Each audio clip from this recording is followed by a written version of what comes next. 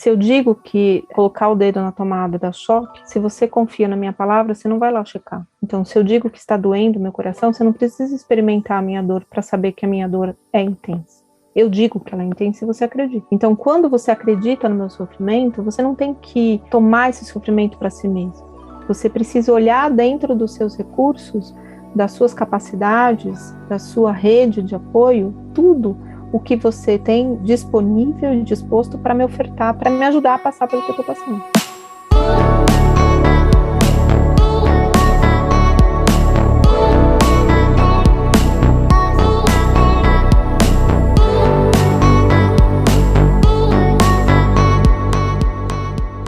Abrindo Caminhos, um podcast para quem busca mais autonomia e liberdade ao longo da vida.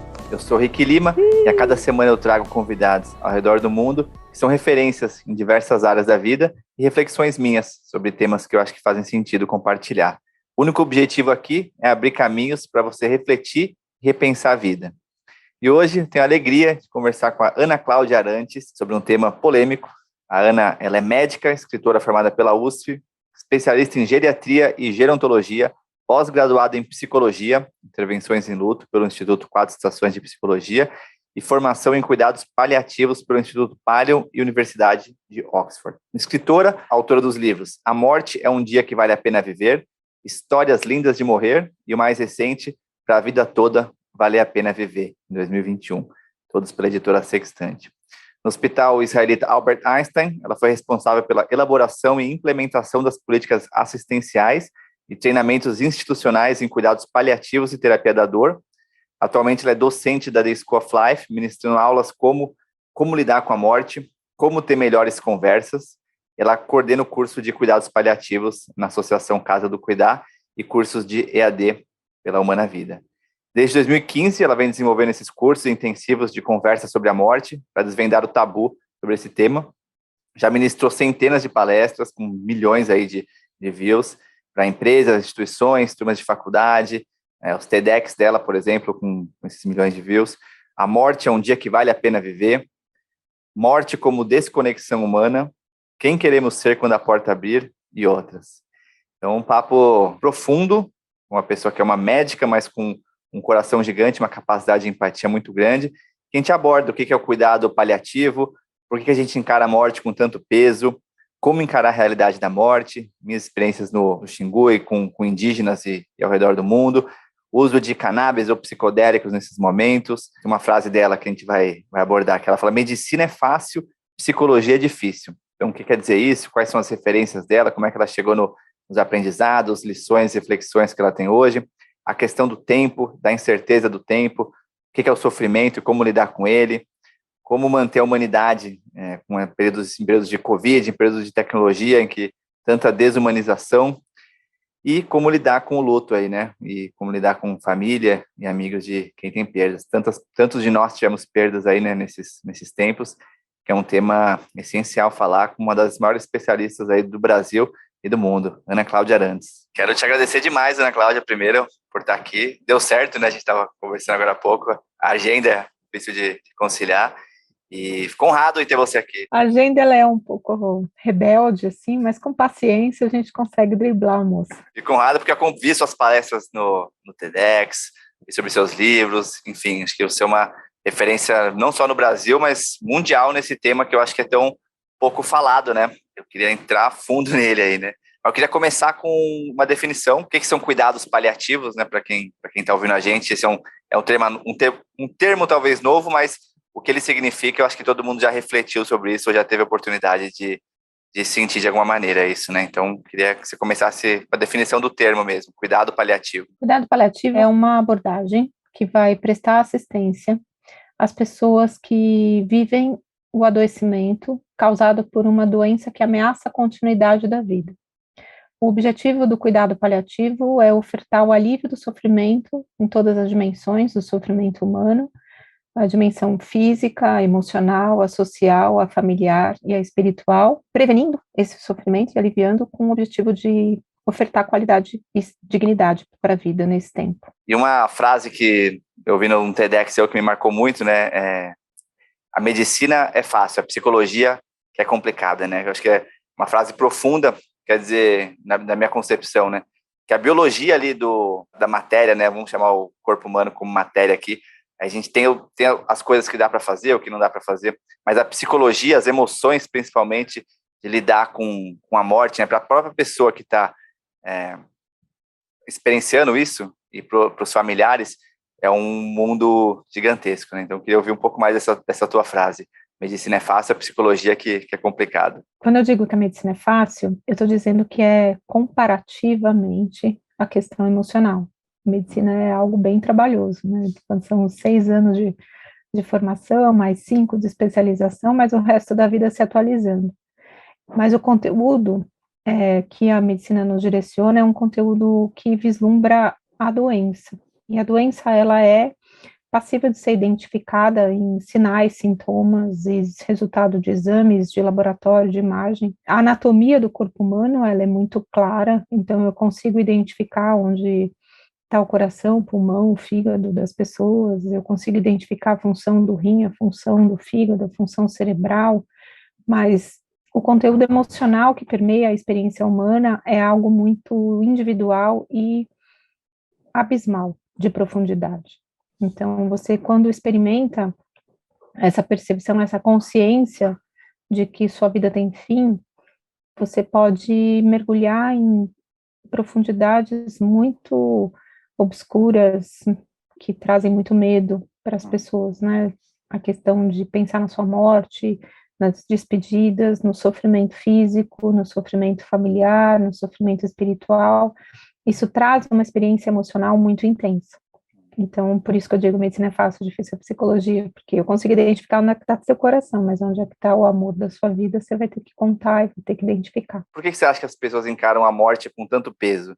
Eu, falando um pouco sobre uma experiência pessoal de ter viajado muito pela Ásia, né? Passei mais de 1 ano ali, e na África uns 6 meses, né? Em vários desses lugares, a relação com a morte era bem diferente do que na cultura ocidental, que a gente tem, que é com tanto peso, né? E, nem fale de morte comigo, é mau agouro. Criança, não posso nem falar o funeral, aquelas coisas fúnebres, assim, né? Aquele peso todo da morte, algo que é tabu, que não é falado. Por que na sua visão, a gente como sociedade, principalmente ocidental, ou aqui no Brasil, a gente encara a morte com tanto peso? Porque nós temos muita dificuldade de lidar com o fim.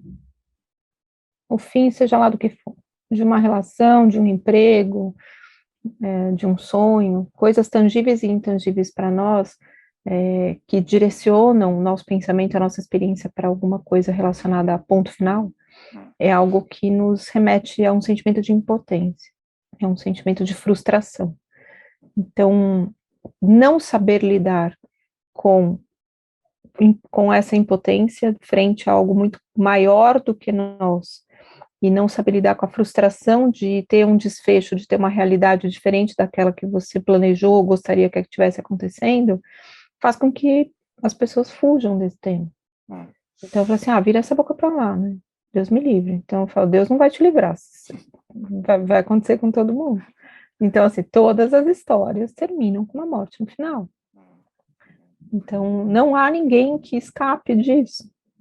Por mais que você não queira pensar nisso, não queira falar sobre isso, esse é um desfecho comum a todos nós.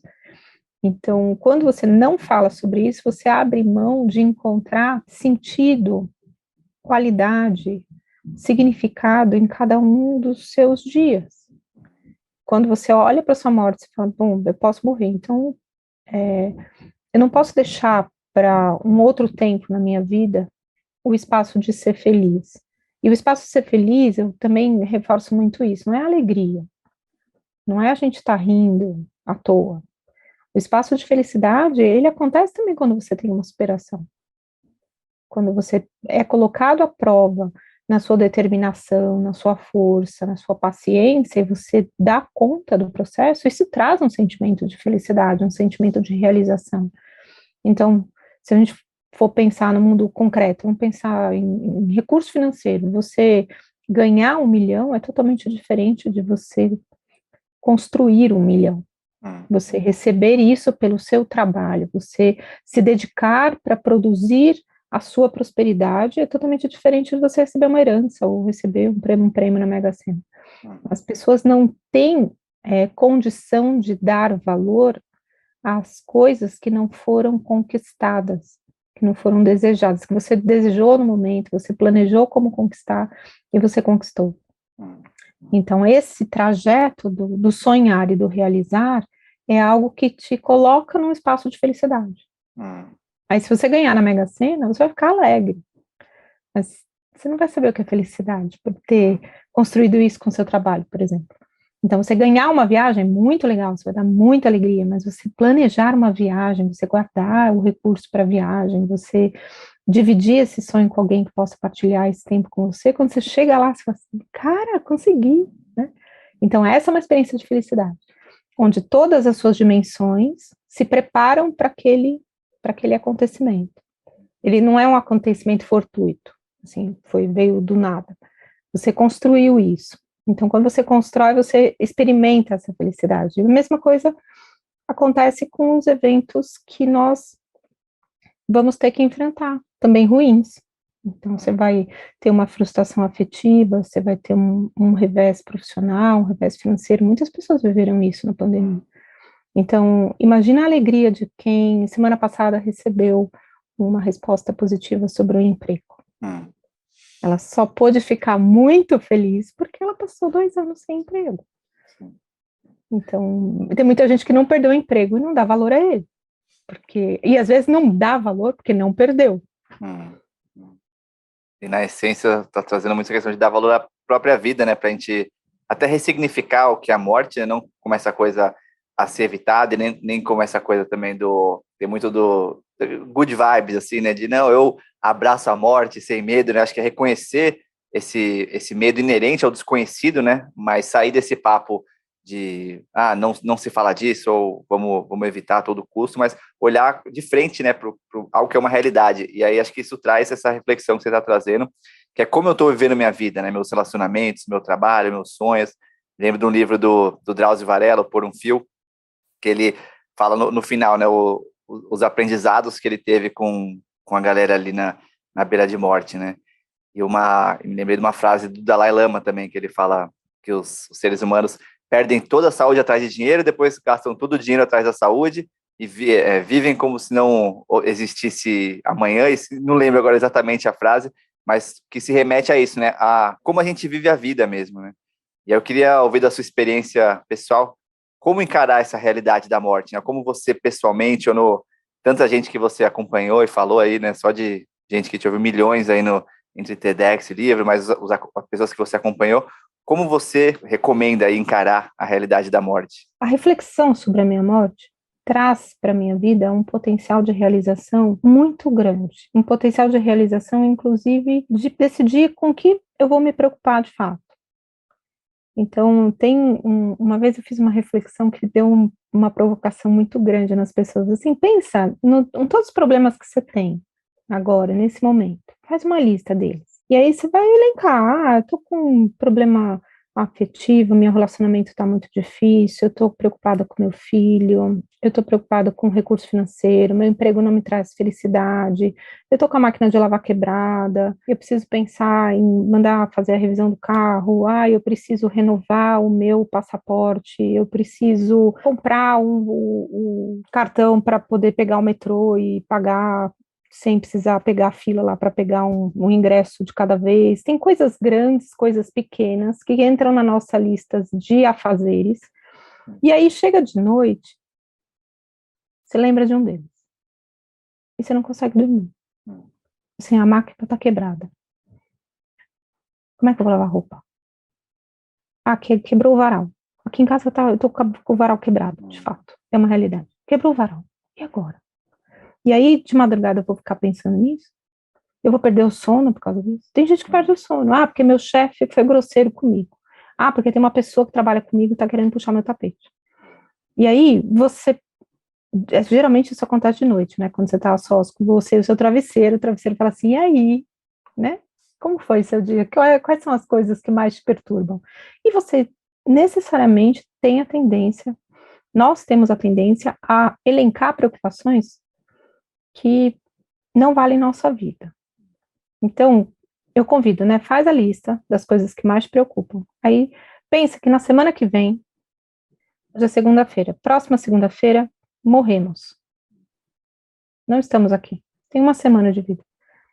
Aí você fala, nossa, que absurdo. Então, agora tem essa consciência, olha para a lista. Quais são os seus verdadeiros problemas? Aí pode ser que você decida se preocupar com aquilo que realmente merece a sua atenção.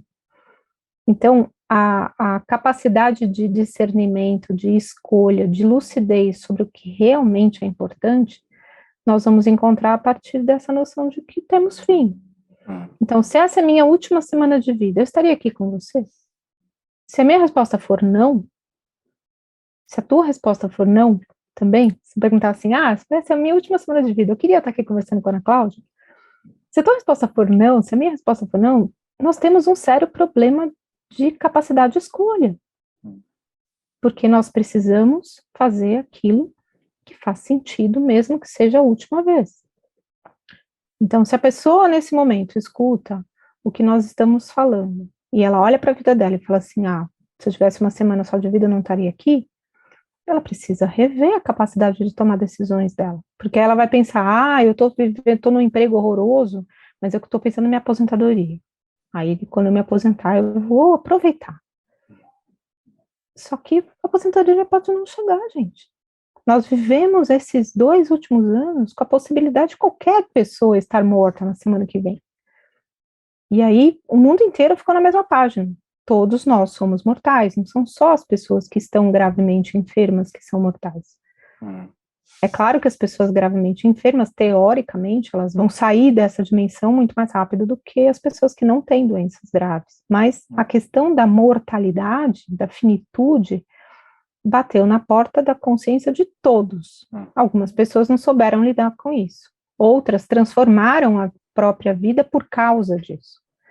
Então, eu lido assim. Eu não preciso pensar na minha morte todo dia, porque agora já somos chapas, né? Então, já fica algo mais do meu dia a dia. Mas não sem perder a importância. Não sem perder a importância. Não, é corriqueiro, mas ainda lembrando da relevância dele, né? Acho que fica virou uma prática aí, talvez. Tem tantas práticas hoje, sei lá, de meditação, de escrita, de pensar sobre a própria morte, né? Tem muitas práticas budistas também sobre isso, né? Mas você trouxe a questão das escolhas, né? Escolhas do que é importante de fato na vida e a questão do tempo, que a gente sabe que de fato existe esse momento, né? Esse momento no tempo cronológico que a gente vai deixar esse corpo físico, né? Num paciente terminal, ele sabe, às vezes é uma semana, 3 meses, 6 meses, e que dá essa total revolução no que é prioridade na vida, né? E a gente, com a incerteza do tempo, a gente age como se isso nunca fosse chegar, né? Queria ouvir um pouco da sua perspectiva sobre o tempo, né? E como podemos lidar melhor com a incerteza do tempo e que uma pandemia, como agora veio para mostrar isso, né? De repente, todos os conceitos que a gente tinha foram revirados várias vezes, né? E o tempo que muitas pessoas tinham foi se reduzindo e a gente continua numa volta aí da pandemia, muitos pensamentos, né, e hábitos de não refletir sobre a finitude da vida, ou de não refletir sobre o que importa de fato, né, para mim mesmo e para um todo, acabaram voltando, né? Então, eu queria ouvir um pouco sobre essa questão do tempo. O Sêneca, ele diz que o ser humano consegue defender tudo, menos o próprio tempo. Defendemos a honra, nós defendemos a reputação, nós defendemos o dinheiro, os bens, mas nós não sabemos defender a única coisa que realmente tem valor, que é o nosso tempo. Se você não sabe defender seu tempo, você não consegue dar valor ao tempo do outro também. Então, a forma mais sensata de lidar com o tempo é desenvolver a sua capacidade de presença dentro desse tempo. Então, quando você tem essa capacidade, você não desperdiça seu tempo.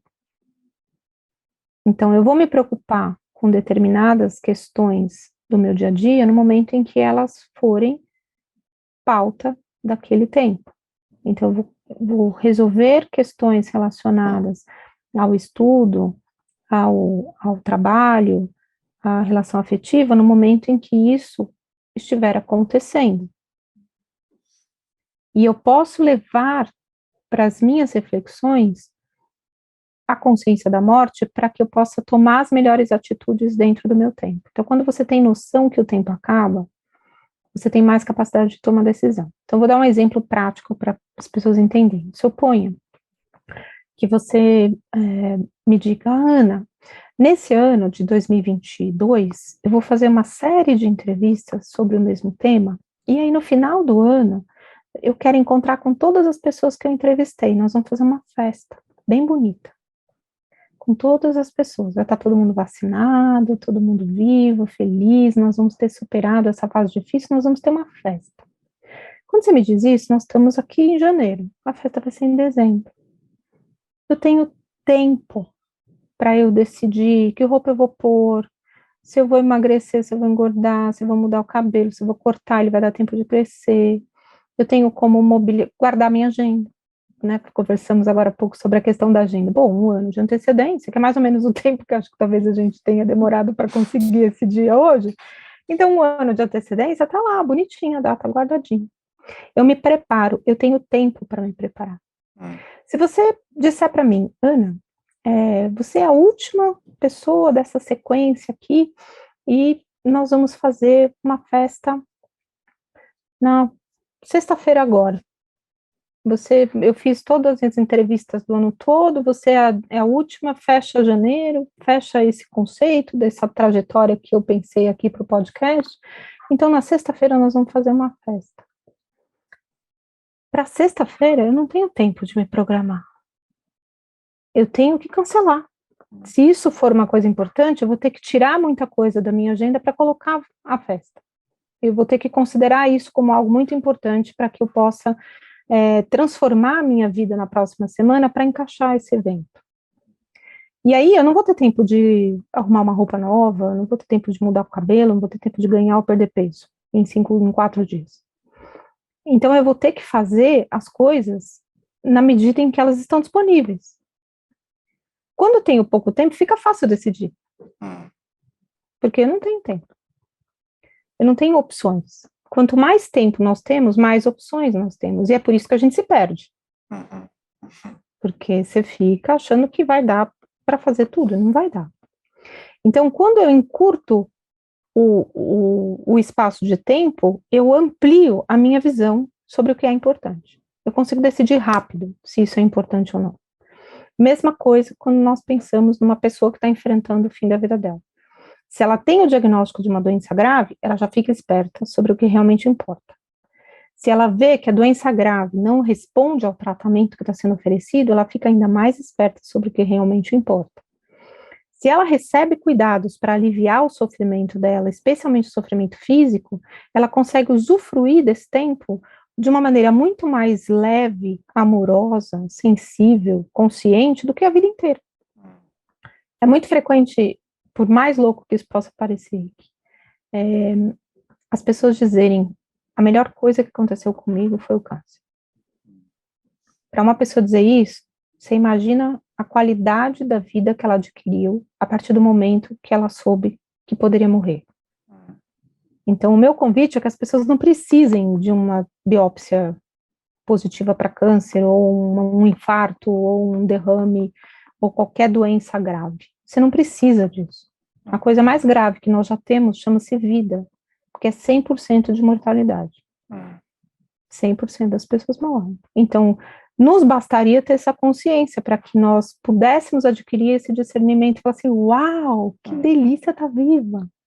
Que delícia olhar essa natureza, entrar em contato, saber que as pessoas que estão no meu telefone ali nos favoritos, elas estão todas disponíveis para atender uma ligação minha. Se eu quiser ligar e falar assim, oi, saudades da segunda-feira, batendo na sua porta.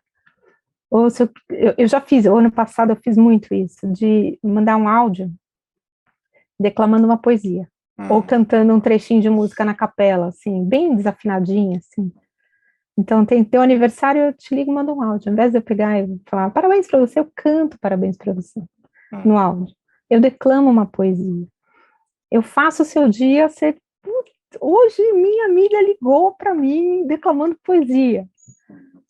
Isso faz uma diferença imensa na vida das pessoas. E elas estão ali livres para receber um áudio de declamar uma poesia ou de você cantarolar uma musiquinha bem desafinadinha, bem estilo karaokê, que a gente se diverte, né? Então é para isso que serve a vida, para que a gente possa usufruir, desfrutar dos encontros e viabilizar os encontros dentro da rede possível. Às vezes o possível é por uma chamada de celular ou uma chamada de vídeo, por que não? Algumas questões, hein? Nessa eu falar alguns caminhos aqui para a gente seguir. A questão do orgulho. Então, muito do porquê a gente não faz isso, né? De ligar para as pessoas que a gente ama e falar que a gente ama elas, né?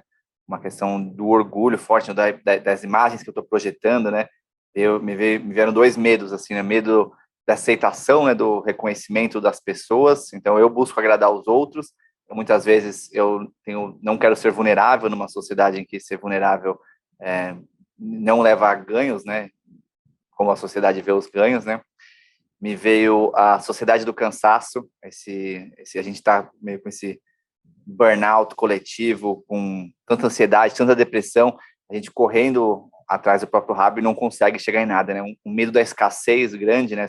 Medo das coisas faltarem e uma desumanização, né? Como um todo. Eu acho que nesse assunto, acho que se aplica muito do preparo, né, dos médicos para lidar com essa notícia, do preparo da família para lidar com a questão da morte, com as novas tecnologias e a desumanização que pode ter com a tecnologia, né? A gente tem se tornado em muitos aspectos menos humanos, né? E eu queria entrar um pouco mais fundo nessa questão no SUS, por exemplo, né? Em lugares que é um privilégio hoje, né? Cuidado paliativo, alguém, uma médica como você, trazer essas questões que para muitas pessoas ficam no campo da filosofia, da espiritualidade, né? Você até achei bem legal que você trouxe numa palestra sua a diferença entre espiritualidade e religião, mas muitas vezes o médico é tido mais como esse lado mais racional, mais direto, mais materialista, né? E acho que você traz, sem abandonar esse lado, mas um outro lado, pode ser chamado de filosofia ou espiritual, não sei, mas é um lado do afeto, do cuidado, que eu acho que é tão essencial e está tão perdido na nossa sociedade hoje, né? Mas eu queria saber em termos práticos, assim, né? O que está acontecendo, o que tem de fato para acontecer para isso virar uma realidade, né? Para mais gente ter esse conhecimento do cuidado paliativo holístico, né? Transversal, uma notícia dessa, um preparo desse, né? Para o outro, é uma coisa, acho que tão essencial, isso no nível individual ali de uma consulta, mas no nível coletivo também. Eu penso que nós vivemos uma condição aqui no nosso país que favorece a ampliação do acesso, porque o meu trabalho, ele tem sido direcionado a vários espaços que transformam a sociedade. Então, eu dentro da medicina, dentro da área da saúde, tenho a chance de ofertar a formação para profissionais de saúde em nível de pós-graduação. Eu trabalho muito com o despertar dessa necessidade junto aos estudantes de graduação da área da saúde, especialmente médicos. Então, os estudantes de medicina, eles buscam esse conhecimento ativamente. Eu trabalho na formação dos professores, então nós temos a condição de ofertar o conhecimento necessário que deve ser ensinado para os estudantes a respeito de cuidados paliativos, e através dos livros e dos vídeos, do TED, enfim, eu alcanço o espaço da sociedade, do usuário desse trabalho. É claro que muitas vezes eu posso alcançar muito mais facilmente quem está vivendo isso, então se tornou uma emergência, ter acesso a esse cuidado, porque na sua família, na família dessas pessoas, a morte bateu na porta ali, falou, tem alguém que você ama que está gravemente enfermo e está em profundo sofrimento, e aí você sai em busca, o Dr. Google responde sobre, o que fazer com uma pessoa que está morrendo, aí aparece lá, cuidados paliativos, e aí a pessoa vai buscar essa informação, e aí ela encontra o que significa, e é preciso determinação para que essa pessoa que busca cuidado paliativo encontre um profissional que saiba ofertar. Ainda é difícil encontrar, mas já agora não é impossível. No Brasil, nós temos documentados 171 serviços em 2019, agora certamente aumentou o número, mas não acredito que passe de 200 serviços no Brasil de cuidados paliativos, e a grande maioria está no SUS. Então, ao contrário do que as pessoas pensam, isso é um privilégio das pessoas que podem pagar, não. A grande maioria dos serviços de cuidados paliativos no nosso país está inserida no serviço público. O serviço privado vai começando a se aprimorar nisso, mas ele vai para um caminho da qualidade da assistência. Então, um paciente bem cuidado não é um paciente que está sendo invadido a qualquer preço para sustentar a sua dimensão biológica viva, mesmo porque já sabemos, dentro do cuidado paliativo, que aquele paciente que é submetido de uma maneira obsessiva a procedimentos, ele morre do procedimento, ele morre do tratamento. E ao passo que aqueles pacientes que recebem cuidados paliativos, ao mesmo tempo que recebem tratamento para sua doença ameaçadora de vida, eles têm a chance de viver mais tempo e com qualidade. Então, o alívio do sofrimento não é matar o sofredor. Não existe a prática de eutanásia no cuidado paliativo. Então, eutanásia é você dar uma medicação que mata a pessoa que pede isso para você. No Brasil, isso é proibido. Não temos nem eutanásia, nem suicídio assistido. No Brasil, nós temos a possibilidade de aliviar o sofrimento da pessoa e, por isso, ela pode viver até mais tempo. Buscar esse serviço, muitas vezes, é achar uma agulha dourada no palheiro, mas não está impossível agora. Então, existem ações que podem transformar essa realidade num futuro de médio prazo. A primeira conquista que nós tivemos foram as políticas públicas de cuidados paliativos, que foram aprovadas em 2018, depois teve uma reunião no CONAS, que é o Conselho Nacional de Secretários de Saúde do Brasil, que tornou a política pública de cuidado paliativo prioridade, e com uma ação conjunta da medicina privada com a medicina pública, instituiu-se programas de treinamento para profissionais em todos os níveis, desde a atenção básica.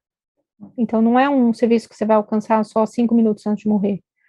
Você pode alcançar isso na atenção da unidade básica de saúde, do programa de medicina da família. Então, muitas ações estão acontecendo nesse momento que visam prover esse cuidado para quem tem direito a ele. E falando ainda no âmbito políticas públicas, talvez, né, eu trouxe aqui o Siddhartha Ribeiro, neurocientista, Dr. Eduardo Schemberg, também neurocientista, que falaram um pouco sobre a questão do uso de psicodélicos, né, já está sendo presente nos Estados Unidos e outros lugares, está em fases finais de aprovação de vários jeitos, né? E um dos usos ali, né, além de estresse pós-traumático, depressão, ansiedade, alcoolismo, etc., é em pacientes terminais ali como aceitação da morte, né? Não sei se você tem alguma visão sobre isso. Se a doutora Paula Dallastella também aqui, falando um pouco sobre cannabis medicinal, né? Quer saber se você tem sobre essas substâncias poderem auxiliar de alguma maneira nesses momentos. O canabidiol e o THC são substâncias muito maravilhosas da assistência do alívio do sofrimento. Eles têm ação sobre 90% dos sintomas de sofrimento. Então, sono, fadiga, náusea, pouco apetite, dor, ansiedade, são sintomas de grande sofrimento que acometem pessoas que vivem essa situação de doença ameaçadora de vida, com o mínimo de efeito colateral. Então, é muito potente, utilizo com bastante frequência esse recurso. As outras medicações psicodélicas, elas ainda estão numa categoria de estudo, e nós precisamos ainda ter segurança de dosagem, qual paciente que realmente vai se beneficiar, qual perfil de atendimento que nós vamos precisar ofertar para esses pacientes, se isso vai poder ser a nível ambulatorial, ou se precisa de uma internação para você fazer essa intervenção. Então, tem algumas coisas que ainda não estão claras sobre o melhor caminho decisório. Mas eu acredito que isso possa trazer uma condição muito mais bondosa para o tempo final de vida, onde possa se tornar mais leve sem necessariamente desconectado. Porque apesar de ser uma substância que modifica a sua percepção de realidade, ela não interfere diretamente na sua lucidez. Então, você pode ter uma experiência de transcendência consciente, mas ainda faltam algumas respostas sobre o perfil de segurança, quem se beneficia, quem pode fazer. Eu acho que o que é esperado é que a ciência seja escutada em termos de ciência realmente, né, de não como crenças, né? Eu acho que preconcepções sobre substâncias e o uso delas passado, e toda a guerra às drogas que tiveram, mas que seja realmente, né, estudado e a gente possa observar os dados, né? Não opiniões para isso, né? E eu queria, falando um pouco de psicodélicos, me lembrei de ayahuasca, né? Que é um que o Dr. Eduardo Schenberg trouxe. E eu me lembrei que eu passei um mês numa aldeia indígena, no Xingu, mas eu não vou falar sobre ayahuasca agora, não, é sobre luto. Que lá, quando alguém morre, eles ficam 1, 2, 3 meses até em luto total, que eles não se pintam, não celebram, né, com medicina, eles ficam 100% tempo, o viúvo, a viúva, a família próxima chorando, até que em algum momento todo mundo chorando, né, realmente sentindo essa dor da perda, né, são comunidades muito pequenas ali quando alguém se vai, todo mundo se conhece, né, e até que passa esse luto, né, é determinado pela pessoa mais próxima ali, ela fala, não, agora acabou o luto, aí eles fazem uma celebração, se pintam e voltam à vida, mas realmente experienciam essa dor do luto, né, e eu vejo que na nossa sociedade ocidental aqui, a gente tenta muito transformar um luto em doença, ou luto em luta, ou o luto como algo, não, deixa eu trabalhar igual um louco, que eu esqueço disso e não tenho que sofrer essa dor, assim, né? Então, queria ouvir as suas reflexões sobre a dor do luto. Eu costumo fazer uma metáfora sobre o processo de luto, que no dia que morre uma pessoa que você tem um vínculo muito importante, compartilhado, você entra numa caverna, e essa caverna, ela simboliza o espaço onde você vai reencontrar a si mesmo, para que você possa se direcionar para a continuidade da sua vida. Então, quando você entra na caverna, não tem como você sair dela na mesma porta que você entrou, porque a porta que você entrou era a vida que você tinha com aquela pessoa que você amava, e não existe mais aquela vida. Então, você precisa sair para um outro lugar, que é a vida depois da morte dessa pessoa, que a sua vida segue. Só que nesse espaço do trajeto dentro da caverna, você vai reencontrar a si mesmo. Então, se nós somos muito amigos e eu morro, você perde quem você é nos meus olhos, porque nós não vamos mais nos encontrar. E aí, quando você me encontrava, você sabia quem eu era pelo que eu mostrava para você. Você sabia quem eu era quem você era pela minha voz. Eu falaria, você é isso, você é assim, você é assado, você faz isso, você faz aquilo. Só que essa voz não existe mais, eu emudeci. Meu olhar você não vai ter mais. Só que você é a pessoa que eu conhecia.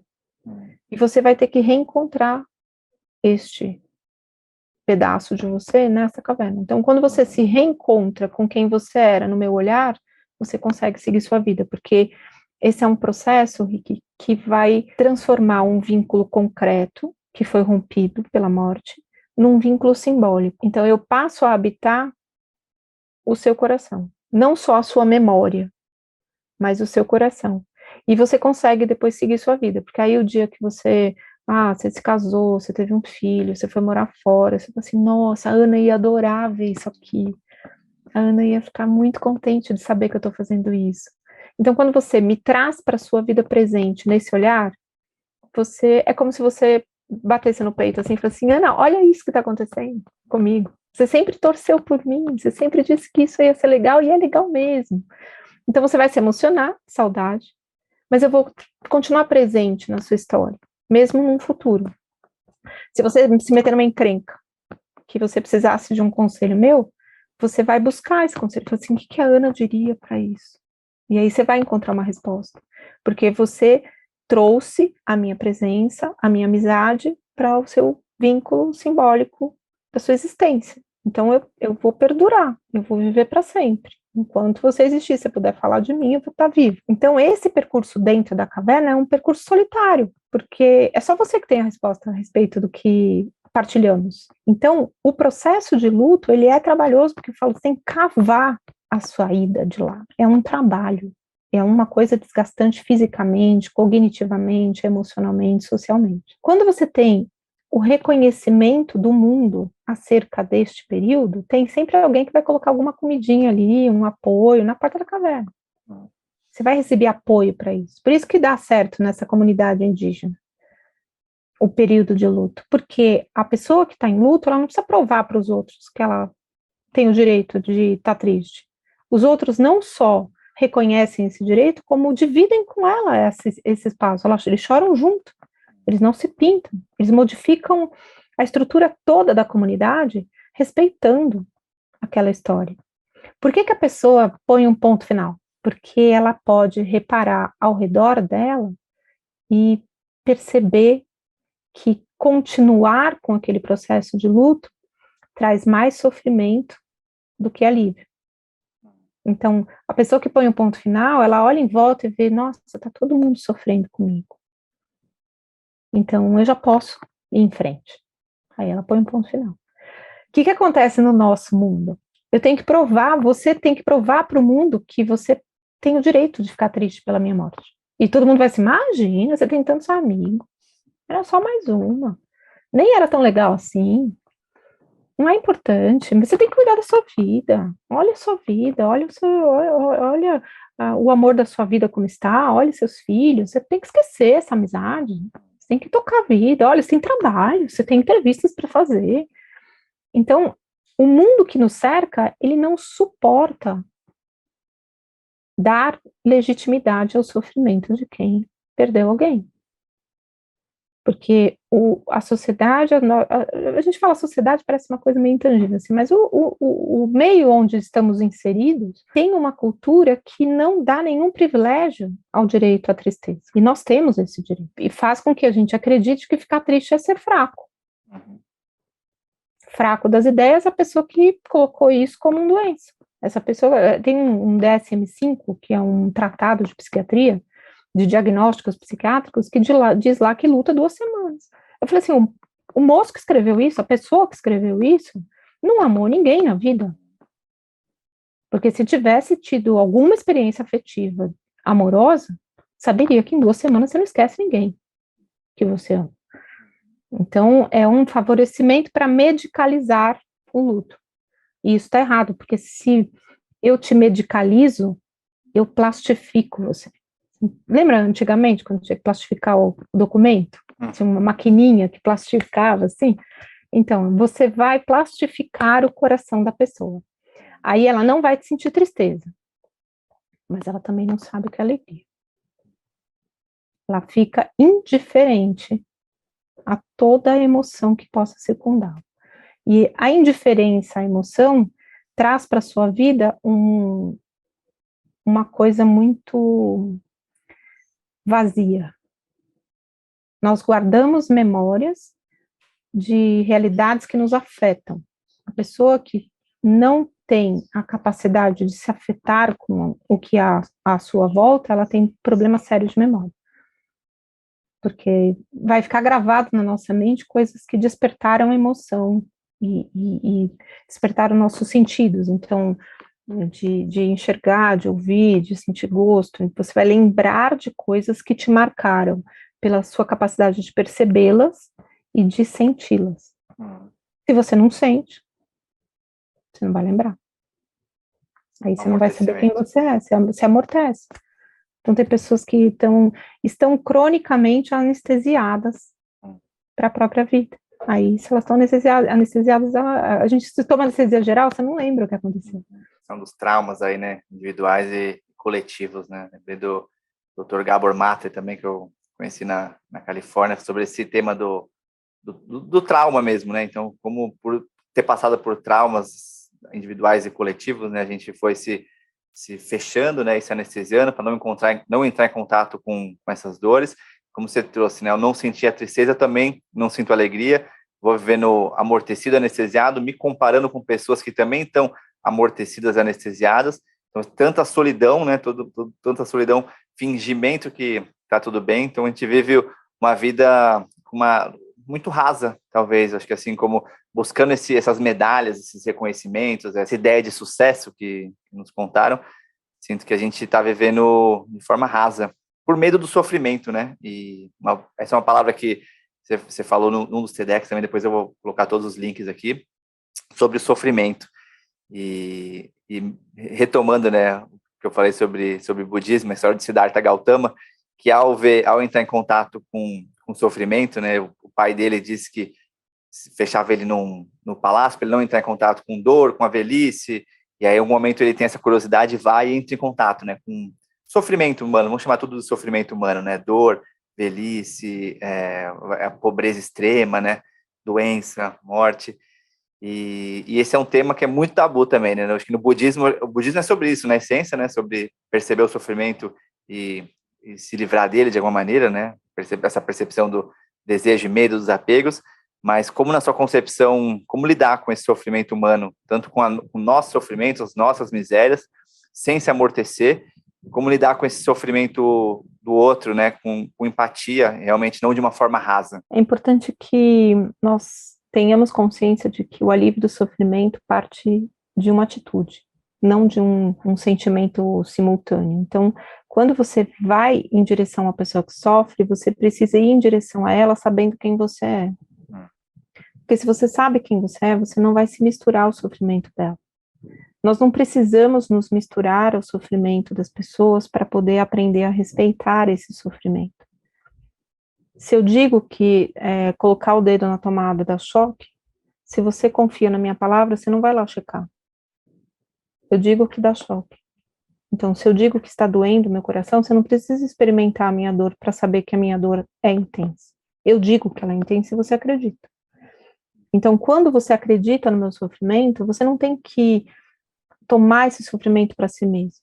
Você precisa olhar dentro dos seus recursos, das suas capacidades, da sua rede de apoio, tudo o que você tem disposto, tem disponível e disposto para me ofertar, para me ajudar a passar pelo que eu estou passando.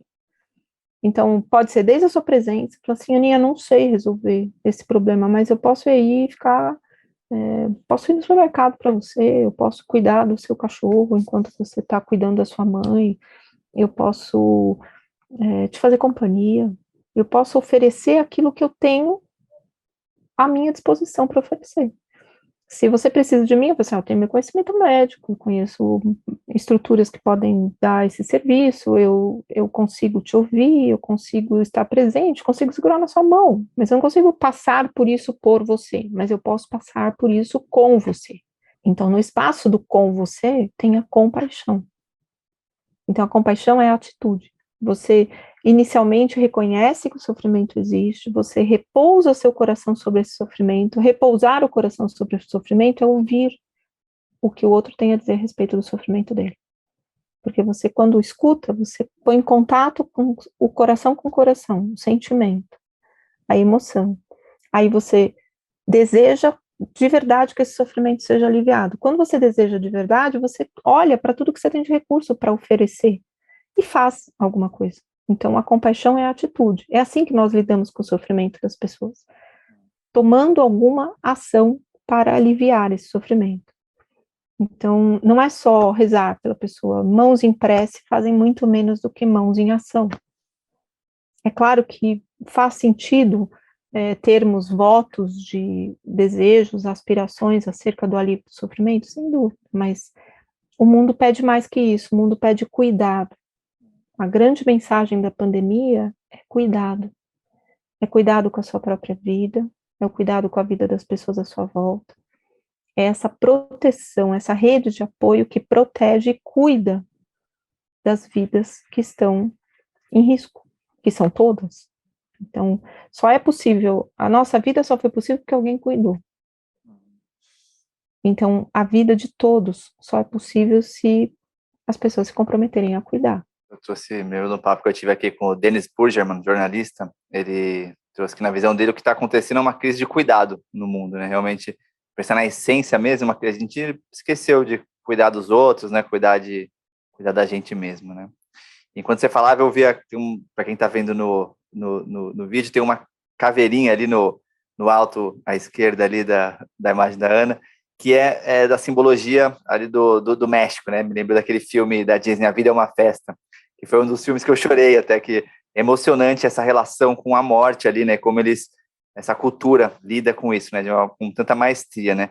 Eu queria saber um pouco que culturas ou que estudos te influenciaram nessa visão que você tem hoje, seja da própria medicina ou da psicologia, né, da geriatria em si, ou essas culturas ao redor do mundo, ou religiões, espiritualidade, enfim, o que foi te moldando, te forjando para você ter esse lado do coração, como você trouxe, né, mas todo esse lado também do conhecimento do que fazer de fato ali, né, tanto no fazer quanto no sentir. O que te forjou? eu penso que o conhecimento do cuidado paliativo me tornou corajosa na aproximação do sofrimento, porque o que mais me trazia impacto era não saber o que fazer diante do sofrimento. Então, quando eu soube o que fazer do ponto de vista biológico, como médica, então eu sei tratar dor, eu sei tratar falta de ar, eu sei tratar os sintomas físicos, eu amplio a minha capacidade de escuta para as dores que vão se manifestar para além da dor física. Então, se eu tiro sua dor, vem a dor emocional, vem a dor familiar, vem a dor social, a dor espiritual. No contexto da minha prática, muito da filosofia de vida budista traz sentido à minha vida. Eu não sou budista, mas o modo de viver budista ou do parâmetro oriental é algo que faz muito sentido no meu dia a dia. Então, a meditação, a prática da meditação, essa contemplação da morte, a impermanência como algo vinculado à experiência humana. Então, a impermanência, ela não me distancia. Tem muito do conteúdo budista que eu falo que é um pouco uma busca de se tornar apático ao conteúdo do mundo. Então, você fala assim, tudo é impermanente, então a gente não se apega a nada, porque tudo passa. Mas aí você não vivencia a experiência humana do afeto, do amor. Então, você só pode dizer que ama de verdade se você estiver se preparando para perder este amor. Se você não se prepara para perder esse amor, você não vivenciou completamente a experiência amorosa. Eu amo tanto que eu não posso nem pensar em perder, então você não ama o suficiente. Você precisa dar um passo mais fundo, mais corajoso. Então, muitas vezes com essa ideia de desapego, de impermanência, as pessoas mergulham de escafandro.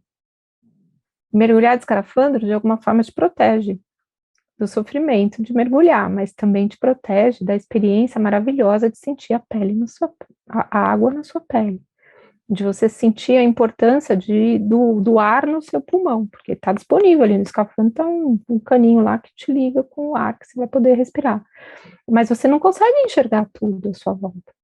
O treino maior da impermanência e do desapego é você ter fôlego para mergulhar fundo e usufruir do mergulho no tempo que você dá conta de ficar lá embaixo. Então, você pode nadar com as baleias, assim. Mas de escafandro é para quem não tem coragem. Então, para você vivenciar de fato a experiência da impermanência e do desapego, você precisa de coragem. Porque você vai viver a experiência humana na sua integridade, a ponto de não precisar mais dela. Então, se vivemos isso, faz todo sentido. Se decidimos não viver, você se perde no sentido. O conteúdo ainda dentro da espiritualidade que me conecta profundamente com a minha capacidade de lidar com isso, tem a ver com a perspectiva do cristianismo, não no cristianismo das religiões, mas na estrutura do que traz essa mensagem, que é o direito, o Deus tem direito à experiência humana do sofrimento. Então, é um Deus que sabe reconhecer o sofrimento humano, porque experimentou. É diferente de um Deus que, é super Deus, e aí, pobres mortais, vocês simplesmente sofrem e vocês não entendem nada do que é sagrado. Então, no cristianismo, você ter uma experiência do Deus humano traz para nós a possibilidade de também vivenciarmos uma experiência divina dentro desse sofrimento. Não que vai fortalecer seu caráter, mas que você se sente reconhecido e protegido dentro desse espaço. Então, o meu caminho me traz a percepção de que eu posso permanecer com a pessoa no inferno sem fazer parte do inferno. Então, eu estou treinada para colocar meus pés nas brasas sem que a brasa me queime, porque o inferno não é meu. É o inferno que está sendo experimentado por uma pessoa que precisa da minha presença, do meu conhecimento, da minha equipe, porque sozinha também não dá para trabalhar com isso. Eu vou ter o meu inferno para visitar quando chegar a minha vez. Eu quero ter o direito a ter medo. Eu sempre digo isso, eu quero ter o direito a ter uma experiência humana de morte, na integridade que ela possa representar. E aí, esse exercício cotidiano de humanidade traz para a minha técnica um poder adicional, porque o que vai na minha caneta vai junto com a minha presença. Não vai só o remédio, né? E é isso que eu ensino para para os outros profissionais de saúde. Assim, você precisa estar presente na hora de fazer a receita. Precisa ser porque senão um robô pode fazer. Mas se eu sei a importância daquilo que eu faço, eu não preciso que ninguém mais reconheça. Né? Então, se eu sei a importância, não preciso de muito obrigado. Eu digo para os profissionais, você precisa de muito obrigado, você precisa de terapia. Porque você precisa fazer algo pelo outro que você deseja fazer, e por isso está pago, por isso está resolvido. Na relação de trabalho que eu tenho com a minha prática, o que está sendo pago é o meu tempo e o meu conhecimento. A presença que eu coloco no meu tempo e no meu conhecimento, o afeto que eu coloco na minha presença e no meu conhecimento é uma decisão minha. E é ofertada de uma maneira livre. A pessoa também recebe se ela quiser, se ela puder. Simples e revolucionário, né? Profundo e poderoso essa questão da presença, assim, né? Que às vezes acaba ficando um assunto distante, né? Porque realmente, acho que é físico no corpo, né? Não é só mental, né? Mas, infelizmente, caminhando para o final do nosso papo, Ana, infelizmente aqui que eu estou aprendendo bastante, eu queria... Muita gente agora que está ouvindo e perdeu alguém próximo, né?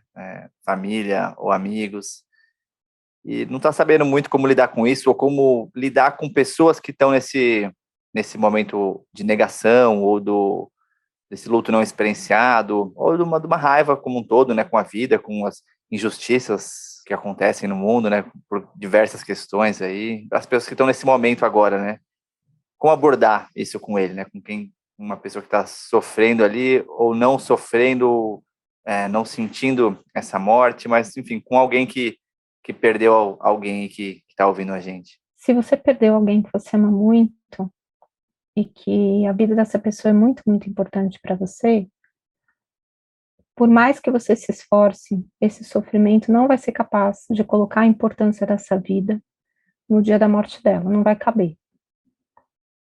Então, a pessoa pode ter morrido de uma maneira súbita, por morte violenta, ou por morte secundária a esse contexto que nós estamos vivendo aí, de Covid, ou por um infarto, ou por uma progressão de doença do câncer, não importa a causa que levou a pessoa à morte. O tempo da morte dela é infinitamente menor do que o tempo de vida dela.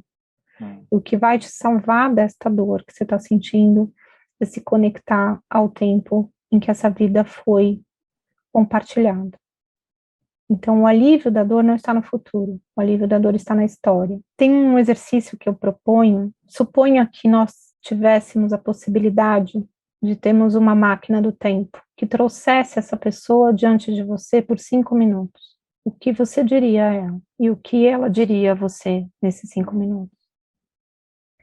Quando nós temos uma história de amor, esses 5 minutos são preenchidos muitas vezes por um silêncio, um abraço, uma presença, uma declaração de amor, um pedido de perdão, uma frase dizendo jamais vou te esquecer.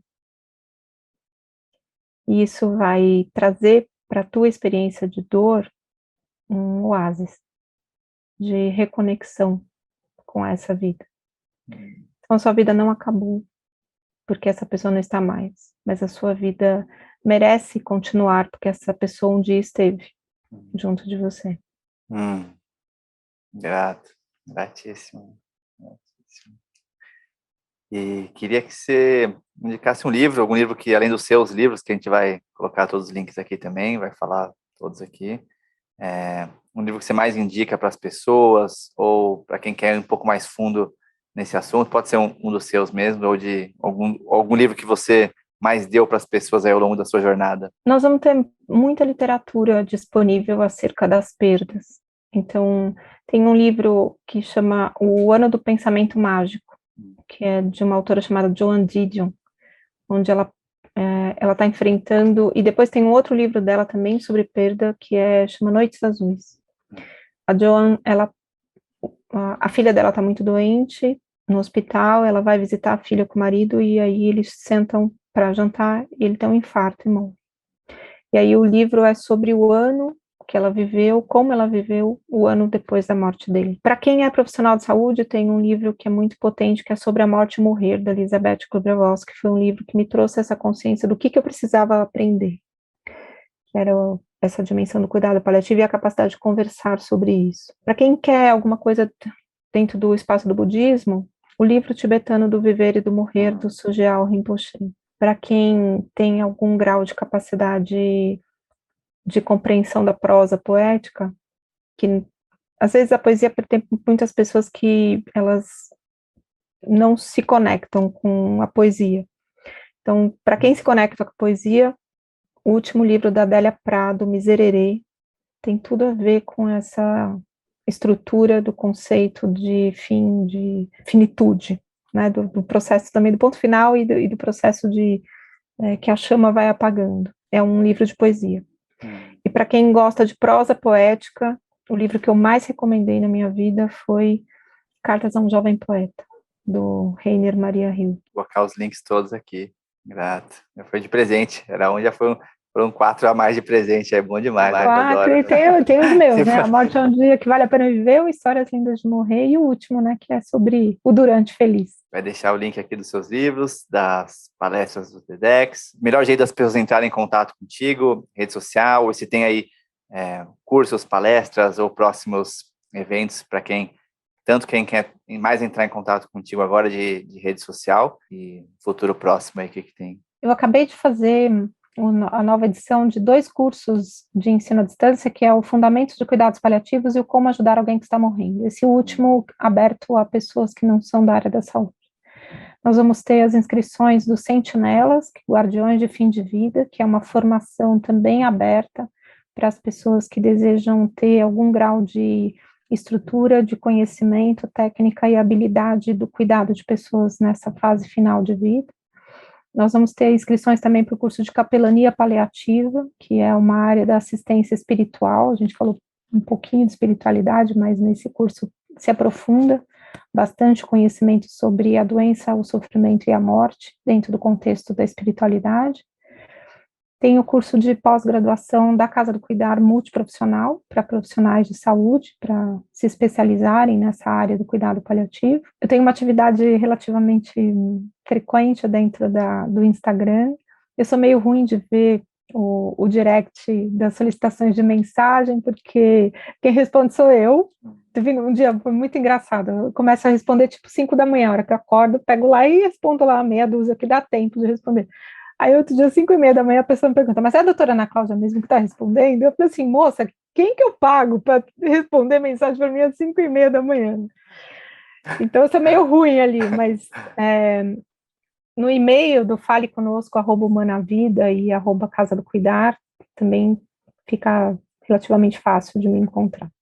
Maravilha, a gente vai deixar esses links todos aqui. E só uma curiosidade final, você falou de 5 da manhã, né? Você tem alguma rotina específica, assim, que você ou acorda, ou práticas, ou horário de estudos, ou você separa trabalho, ou exercício, enfim, eu sempre tenho essa curiosidade aí, se você tem alguma rotina ou hábitos e práticas correntes. Eu desperto muito cedo, logo no nascer do sol, durmo de janela aberta, então eu sempre acordo, começa a clarear o dia, eu já estou acordando, e aí eu tenho a minha prática de meditação, de orações da manhã, e eu faço cama office até umas 6:30, 7 horas eu estou em cama office. Eu já fiz cama office também, cama office eu não fiz, faço head office e cama office, eu vou fazer o cama office.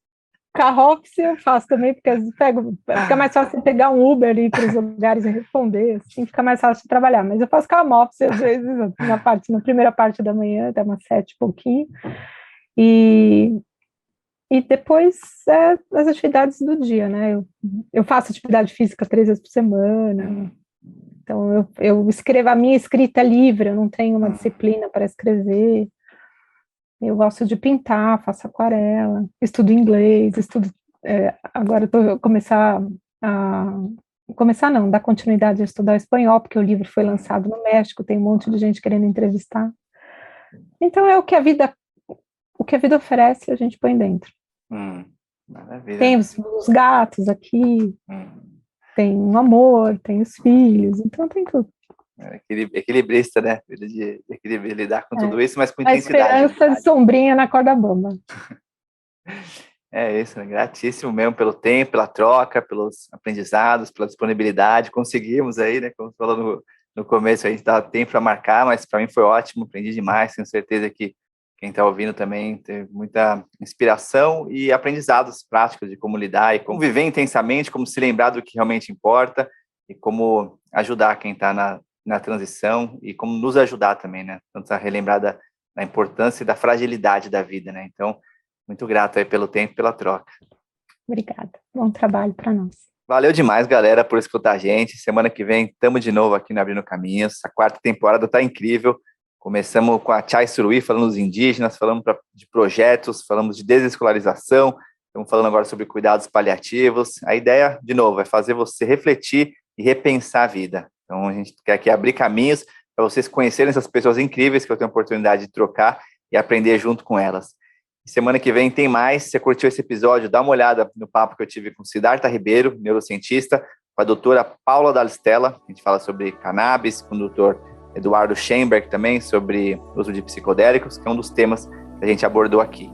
Outro convidado que a gente citou foi o Dennis Burgerman, então dá uma olhada no papo que a gente teve com ele também, e ficou demais. É isso aí, galera. Semana que vem tamo junto.